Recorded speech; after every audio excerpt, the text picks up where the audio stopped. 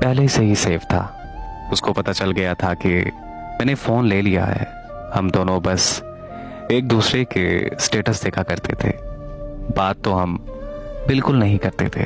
वो डेली उस लड़की के लिए स्टेटस लगाता था जिस लड़की से वो बात करता था।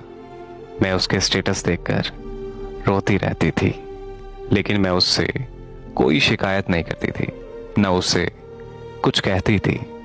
एक दिन उसका स्टेटस देखकर गुस्से से मैसेज किया मैंने, तो आगे से जवाब आया कि आपको क्या मसला।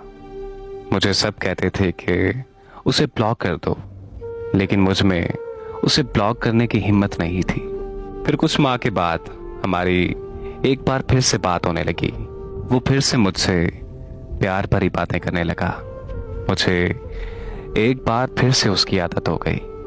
मैं उससे शादी की हद तक सीरियस थी। फिर उसने मुझे मिलने का कहा।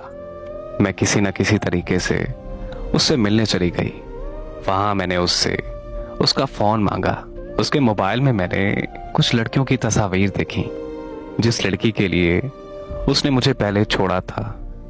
मैंने उसका नंबर भी देखा। वो बहुत बार मुझे कहता रहा कि ऐसा कुछ भी नहीं है, लेकिन इस बार मैं सब कुछ अपनी आंखों से देख चुकी थी। और फिर वही हमारी आखिरी मुलाकात थी। घर जाकर मैंने उसे मैसेज किया कि आपने बिल्कुल भी अच्छा नहीं किया मेरे साथ। आप जानते भी थे कि मैं आपको कितना पसंद करती थी, लेकिन अपनी गलती मानने की बजाय मुझे उसने ब्लॉक कर दिया। फिर 4 माह के बाद उसने मुझे अनब्लॉक किया और उसने मुझे मैसेज किया। अब ये आलम है कि वो जितनी बार भी मैसेज करे, मुझ पर उसकी किसी बात का भी असर नहीं होता, और ना ही मुझे अब उसकी कोई परवाह है। उसने मेरा बहुत दिल तोड़ा है।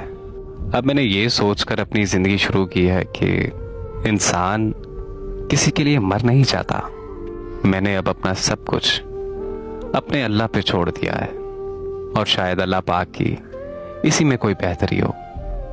बस मुझे अब ज़िंदगी में एक सबक मिल गया है कि मैंने अब ज़िंदगी में कभी भी किसी से मोहब्बत नहीं करनी।